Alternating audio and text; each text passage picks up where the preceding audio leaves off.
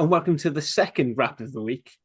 For those who've heard our Wales preview, you know that we are going to be focusing on the URC being back this season. And we didn't lose anyone over the massive overnight slash 15-minute break that we took during this. So Hattie, Dan, and Nick are still here with me. Lady and gents, are we excited for the URC to be back? Oh, well, it's a tough one, isn't it? With Wales playing on the same weekend and all of our URC, in theory, the best players in the URC are going to be representing Wales on the weekend. Albeit there's different levels of um, sort of attrition or losses for the regional teams. And a lot of it's down to like position specific stuff. Like I noticed Cardiff's had another hooker called up and so on and so forth. Dragons are not massively affected. But then again, you look at it, Brody Coughlin's been, is likely to be named on the bench. We haven't had an update for Elliot Diaz yet, although I know he's been potentially been training with a squad, but that could, again, set us back down to what would be our third choice hooker. So it's not ideal, is it? Yeah, I think another thing is we were just talking off air before we started is that for some of these lads it's a long time. I know Scarlett's sensibly had a game last week, at least they had a blowout, but for most of us it's going to be 4 weeks, is it, since they've had a run out. That's a double-edged sword. I suppose on the positive side, we might have some players who wouldn't have made it back if we'd have had other games, who might be knocking on the door and might be available. So we just need to see a little bit more from training this week to see who's available for our respective teams. Yeah, I think as Nick mentioned, Scarlett's played a game last week. We had huge changes compared to the squad that we've kind of seen. In the second half saw completely new faces, so I think that probably explains the blowout a little bit. But yeah, I think I'm glad that we had that game. I think it blew some of the cobwebs off. I definitely saw that there were some improvements, especially going up against Quins. Obviously, it was sort of the Prem Cup Quins side rather than, like their sort of Prem side. But it was good to get the cobwebs off, especially going into, we have got a really, really tough run of games. Um, so yeah, I'm glad we got the cobwebs off a little bit, but the only way I can describe it is I was listening to Wall Street Journal the other week, and they called the URC the Irk, and that's how I feel about the URC at the minute, is that it does feel irk or ew. Oh, so not irk as in an annoying little child. Or that. Right. It's that So we're annoying gonna, thing I have to watch. so we're gonna run. So we're gonna just quickly go through. Nick, have you got anything on the news decks for us? No, not really. They were just related to Adam. Josh Adams being injured, and Cardiff have made a signing. Can't remember his surname. I'm sorry, I haven't got it up. Cornell Smith. Cornell Smith, who looks, Smith. Hasn't played an awful lot in the IRC or URC, but has had a lot of experience in the Curry Cup, and yeah, looks a decent pickup. I think he can play mainly outside centre, which is a position that Cardiff could do with some reinforcements in, but has been quite flexible, and he can play more or less across the back line, I think, Ali. Yeah, it says, he can sort of make us back to it. I said I'm most excited to see him as 13 because Harry Millard is doing a fantastic job. But if he goes 10, we're really clutching at straws. So it's nice to see us getting on, and we seem to do well when we sign South Africans. So I'm quite happy to keep him along. I've got some good. Yeah, and Sorry, I've got one bit really of good important news thing. as well. Sorry, which I should have mentioned is congratulations to Jasmine Joyce and Alicia Butchers on their birth of their baby boy Ralphie. Yeah, they seem to have done. And he is gorgeous. Do you know what? If you couldn't already tell that they used Jazz's egg, if you didn't know that already, you definitely know when you see the baby, because that is the spitting image of Jazz Joyce. But yeah, they seem to have done little meet and greets with the Wales women's team over the weekend, and sort of cuddles with Kira Bevan and all sorts. They looked very cute. The one thing I did want to say with Cornell Smith is he is starting immediately. So in theory, he could be playing against Zebra, which is very much needed with all the Wales call-ups. So actually, that's a really good bit of business for them to sign someone to start now and potentially carry on into future seasons. Other than that, I think all the news is wrapped up. done. Is it wrapped up, It Harley? is wrapped. It is wrapped with a capital W. Yeah. It's more R's than you need. Right, We're so not shall we move wrapping on? it with no W.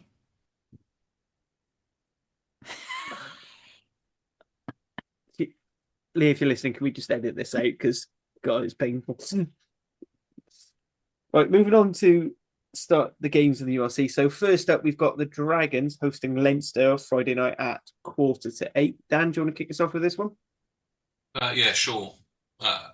Well, the Leinster circus is rolling into town. I would have thought that with the recent international window that obviously Ireland don't play this weekend, but I can't see many of those boys being back.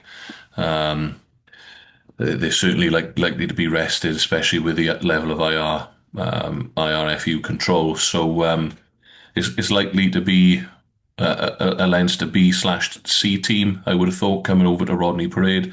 Nevertheless, it'll be formidable opposition for the men of Gwent on the weekend, who are also likely to be without a number of frontline players, including Brodie Coughlin on Wales duty, Ben Carter likely to be on Wales duty, Mr. Wainwright likely to be on Wales duty. Should he be fit? If he's not fit, he's not going to be playing for the Dragons anyway. And then we know that we've got a couple of injuries, long-term injuries in there with the likes of Dylan Lewis suffering with a calf tear. Apaya is obviously out with a broken arm. We don't think he's back yet. So the Dragons injury curse, Rio Dyer as well is likely to be involved with Wales, I would have thought, on the weekend. So all in all, not ideal, especially on the hooker front. Whilst I'm pleased that Brodie's likely to be with Wales, we haven't quite had a full injury. And again, this goes back to things that we've been discussing before, where the injury updates are poor, really, from the regions. Nobody really knows what's going on. But I think Elliot D's back in training. Whether he's fit to play or not is another matter. So if not, it looks like we'll be going down to Ollie Burrows, most likely to start with someone like Sam Scarf coming off the bench. So you're down to sort of second and third choice hookers. Obviously, Super Chrissy Coleman as well. Let's not forget him. He's likely to potentially to be involved with Wales on the weekend on a tight dead. However, my understanding is Rob Hunt will be out of his concussion protocol window, so he'll be eligible to start, which will be good for us. And we should have Wyn Jones fit to play at Loosehead as well. So Loosehead and Prop will be looking all right. I know nothing of Levi Douglas's injury status at the moment. It didn't look good when he went off up at Glasgow a few weeks ago, so I'd be amazed if we see him. And as I've already said, Ben Carter's likely to be with Wales, and we've lost. Well, I say lost. But Steve Cummins has left the club as well, as we discussed on the pod a couple of weeks ago. So we're looking probably at the likes of Seb Davis and Matthew Screech in the second row. Harry Beddle still in training. I actually saw the boys train on Thursday down at Ystrad. It was the first time I'd seen Harry Beddle up close and personal. And whilst he may be somewhat vertically challenged, the boys all there. I think a very thick-set individual. There's no looks like a look very much like Neil Back to me. You know, was he 5'9" with long studs on, but thick-set, athletic looking. So and the performances that he put in against Cardiff and the Ospreys were quite good. Shane Lewis will be in amongst the squad. One start I would like to see this week, and I know a lot of people have been calling for it, is Niall Armstrong. I thought he's done well off the bench and picked our tempo up when he's come on the field, so we'd like to see him start. My understanding is Tina's to be as fit, so we're likely to go with a similar midfield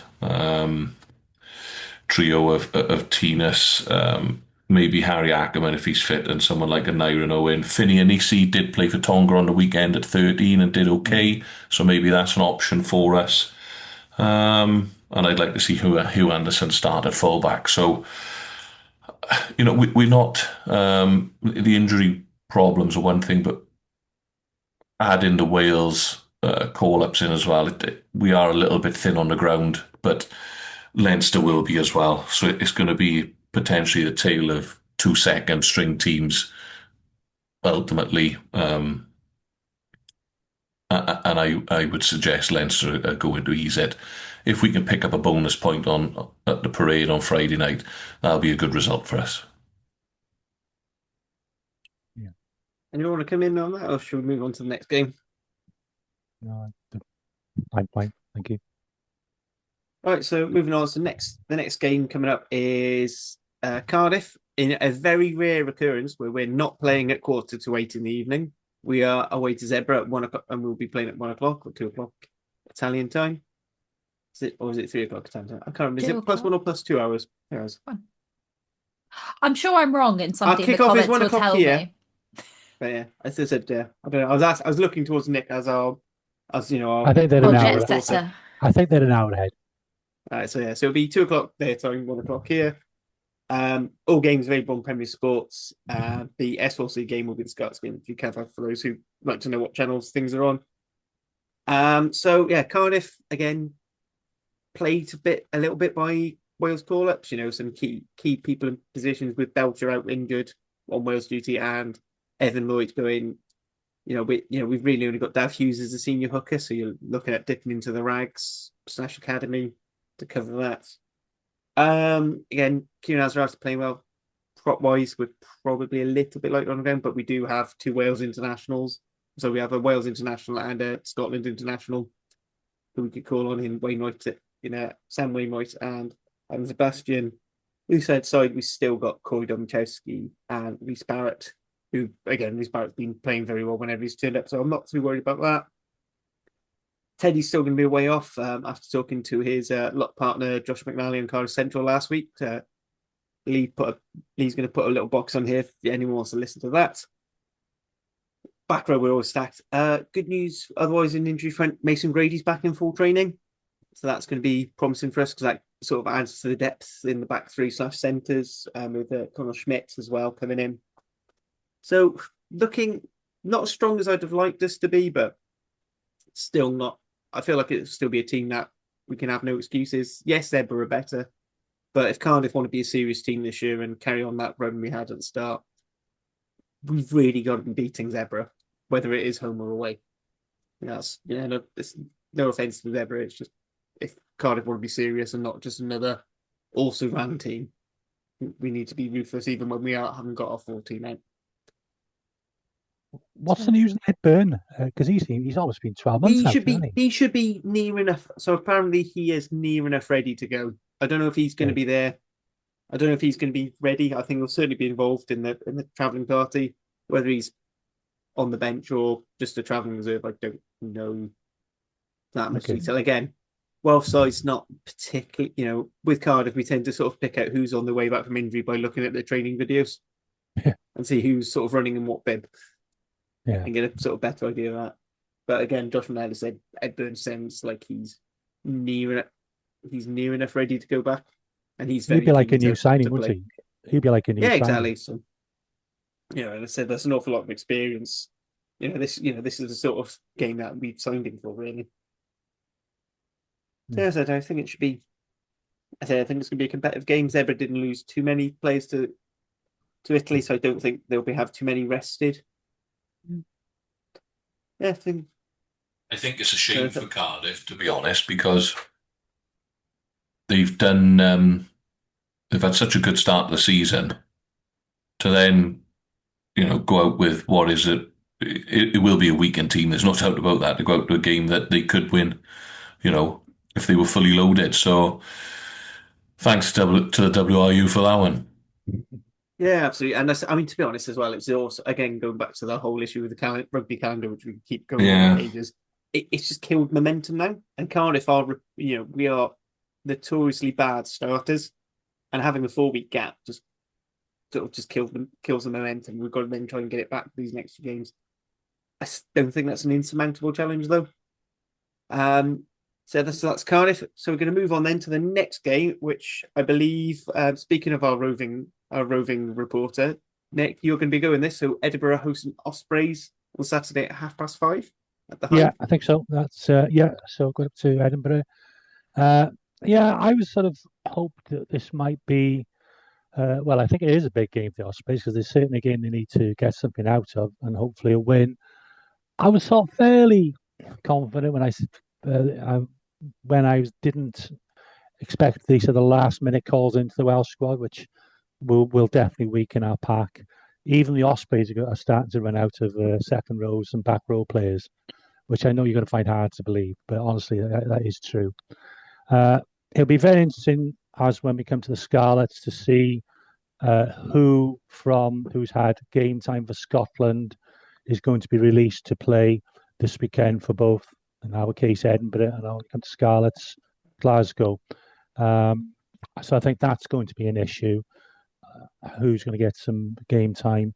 If they are a mixed team, we're still with a chance. If they come out with a strong team and their home record is very good, I don't think we've got much chance.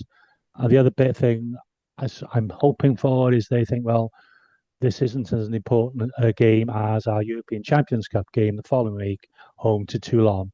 So maybe they'll be kind to us. So, yeah, I'm hoping that we hopefully see Ryan Smith, who wasn't brought in as a sort of a replacement, and I assume on a big salary. We haven't seen him this season. I believe that Keenan Williams will be back, and that'll give us a little bit of shape in the centre. Maybe Sam Parry as well, back at hooker. I think he's made good progress with his ankle leg injury. But yeah, it'll be a bit of a mixed team we put out. There could be players playing out of position. And if we get something out of the game now, I'll be delighted, and a win would be absolutely superb. But yeah, I think I'd settle for points as things stand this evening.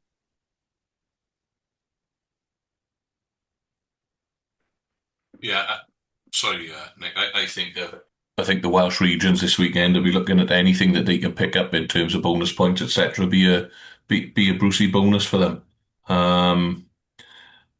Again, being down players in key areas. Moriarty still in the squad though. Yeah, Moriarty will be. So at least we've got somebody to start at 8. But the back row is looking a bit thin on the ground. I wouldn't be surprised if they ask, and he's done it before. The hooker Lewis Lloyd to maybe start a flanker, and he can do a job there.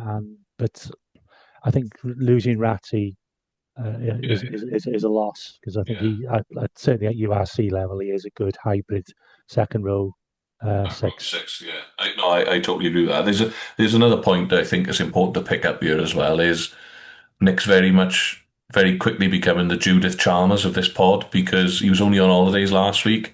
Now he's on holidays again. There's going to be a hole in that. I was going to say your passport, but you won't need it for Scotland. But you get where I'm coming from. Hey, it might be our last season, so it might be the last chance I get to go to the No, good on you. I was going to say it's not a holiday; it's a business trip because he's doing it for the pod. Doing it for the pod, yeah. Who do you think, Nick? Obviously, you're not going to have Morgan. You're not going to have Lake. Who do you think will be sort of your leadership or captain options? Say that again. Luke Davis will start at 9. Harry Williams will be on the bench. What was the second bit? Who do you think will be captain? Yeah, I said without Lake and Morgan, who do you think is going to be your sort of leadership? It's a good question. Don't know. Maybe. Well, I think Ryan Smith's done it, but it's a big ask in his first game. Yeah. Maybe Moriarty. Maybe Keith. Maybe Keith. Oh, Keith, yeah. I was thinking of players you've had captain before. I think Jack Walsh has done it. You're right. And I think Sam Parry has as well, if he's going to be a starting hooker. Yeah, it'll be one of those. Actually, Jack Walsh, when I went to the Exeter friendly game, I think Jack Walsh was and he has done like the last 10 minutes as well in some games. So it'll probably be one of those two. Yeah. I mean, I disagree with I mean, I disagree with backs as captains anyway, but that's my own I personal think gripe. Harley just disagrees with backs existing sometimes. No, I like backs. They have their uses, They've got but pretty I just don't hair. think backs make good captains. Which is the thing you agree with, Hattie, and I know you do because we said as much multiple times on our private chats. It should be a back. It should be a back rower or maybe a lock. Yeah. Yeah.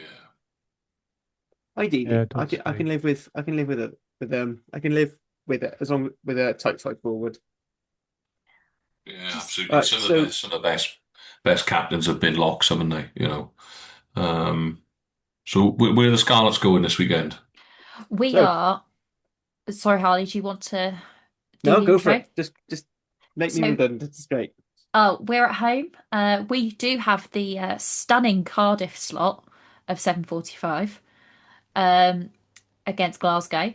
Um, Now, my initial thoughts were panic stations. Holy shit, we're playing Glasgow. This is scaring me. However, I went back and I looked at our team sheet from our lovely little Harlequins friendly the other day, which, if you look at the scoreline after the game, it doesn't look great. If you actually watch the game, you'll know that the first half was very different from the second half.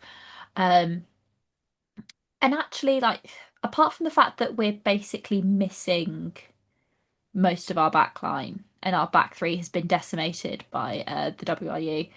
Um, we're actually like our forward pack has not really been touched, and we've got Lousey's back from injury. We've obviously picked up Fletcher Anderson. Josh McLeod's back from injury as well, so that's not horrendous. That's pretty good to be honest. And then Eddie James is back from injury, so partnering up with Johnny Williams, which is not my ideal choice, but it will.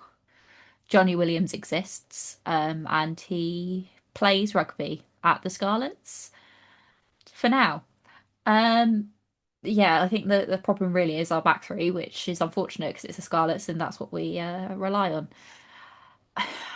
Honestly, I feel like the Scarlets are the least impacted by this game, by the Wales game at the weekend. We've lost the least amount of players, we've gained players back from injury, so it's not a massive change. We're just really missing we're going to be missing me, we're going to be missing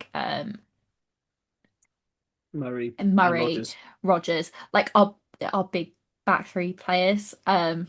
But it doesn't make a massive difference to the rest of our squad. And then also you look in, we've got the same thing with as Nick as, who's going to be released from Scotland camp, not released from Scotland camp, but back from Scotland camp, especially when Glasgow have got their away to Sale, which is not a massive road trip for them, and it's a really big game the following week. Week after that, they're playing Toulouse at home, and then their following game after that is against Edinburgh, which is obviously big derby grudge match. So, are they going to go full force against us? I have hope. I was going to say because arguably Sale is the more winnable game of their two Champions Cup fixtures there. Yeah, I know it's mad because Glasgow don't tend to lose at home, but yeah, it's I'd still Toulouse. peg I'd still fancy the chances in Manchester over Yeah, and I like sometimes Toulouse. when you have an away game, but the away game isn't actually that far, you want to do really well because you know that you're going to have masses of traveling fans. Let's see. Anyone want to add anything off of the Scarlets game? No, I just think for the Scarlets, it's probably looking at their fixture list coming up. We have to win This, this one. I think you do. I think it could go really sour if you don't. Yeah, because if we don't win this, like we've obviously got this game, and then we play Bristol, then we play Bordeaux, and then we're straight into the derbies. Yeah. Um, like we're away to Cardiff. Like it's just, Yeah, because you do terrible at Cap. Because it, speaking of, the away fans don't have to travel very far. Park Connor is very close to Cap. it's It's such a tough. I think Nick's hit the nail on the head. It's such a tough run. tough run. It is, really is. You got the Ospreys at home to finish the year Boxing Day, Cardiff away on the 19th, Bordeaux away, and Bristol at home. Wow, have a little bit of that. It's possibly like the worst run of fixtures you could possibly have for a struggling team. Yeah, I know. Unless I you It's think put tough. the only thing it could be worse is South Africa tour, and you've already done that, so you're fine. So at least you've got rid of that. and just throw Toulouse in or something with like a returning Dupont. That would really put the nail in the coffin, wouldn't it? After they've lost a game against like Bordeaux or something, just to really. Or like Saracens, one or Leinster, something that would really piss them off. Yeah. Actually, so that's our quick previews. So we're going to go into our now definitely pod famous prediction league. So quick reminder of the standings. This is where Nick, tries to, smile so much that it reaches past his hair. So no surprise here. Nick is in the lead with 47 points. Then it's me, Dan, then Hattie on 39, 38, 37 each. So because your team is playing first, I'm going to give you first crack at the predictions. Starting with Dragons Leinster, then it'll be Zebra Cardiff, Edinburgh Ospreys, and then Scarlets Glasgow. Okay, we're going to go Leinster by 9. I think we're just going to miss out. The boys will have a go, but yeah, they're going to be too good for us, I would have thought. Cardiff and Zebras one I'm torn on because I think Cardiff can go over there and get a result. But with the people missing, Zebra by 2. Edinburgh by 7 and Glasgow by 10. Right, so we're gonna skip over me because we can. So Nick, your team's next up on the list. Same order, please. I'm going Dragons, Leinster by 11. So you're going to go Dragons win. Then I was well happy with that. Cardiff by 2. Edinburgh by 8. And Glasgow by 8. And Hattie. So I'm gonna go Leinster by 14. Sorry, Dan. I'm gonna go Zebra by 3. You sure? 3. And then Edinburgh by. Well, the thing is, Edinburgh could Edinburgh it, so you never really know. But I'm going to They don't say Edinburgh at home. that's true. Edinburgh by 5. And then I'm going to say I'm going to back the boys, and I'm going to say Scarlets by 6. As you should. Well done. But this is the problem. I keep backing the Scarlets, and look what happens. Could be Right. a winless weekend for Wales, couldn't it? With a national Could team. easily. It could easily. Could be a winless weekend, yeah. There you go. Finish on some positivity. Come on, boss. Right, Cheer so us up. me being positive, I've gone with Leinster by 18. I just think the Leinster murder machine is just going to come into full force. Do you know what?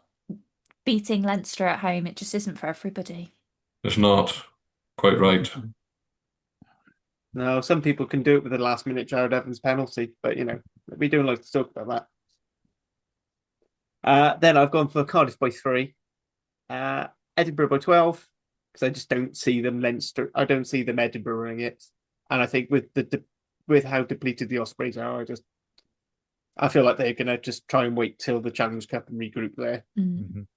And then I'm gonna go with Glasgow by 2, and I think it's going to be. But I think this is going to be the performance that kickstarts Scarlets doing their usual second half season rocket. Yeah, I hope we pull it out bag. Back row's back. All right, so that is a nice, briefer, condensed URC focus episode. Unless anyone has any other comments, queries they want to throw in. Can I just give a shout out for the Ospreys Erie this week? Because we have hoping to get somebody on from Club Rugby Cwmtorch, the new back row factory in the Swansea Valley, home of Jack Morgan and now Morgan Morse. So we're hoping to do an interview with somebody from Cwmtorch RFC on this week's Erie.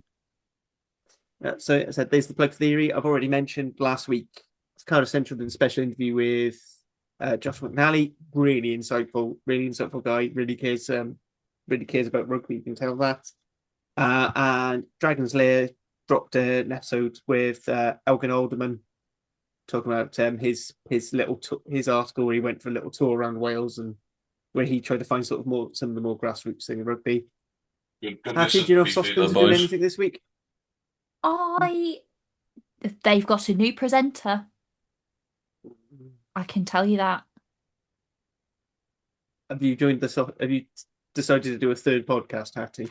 It's not me because they record at the same time.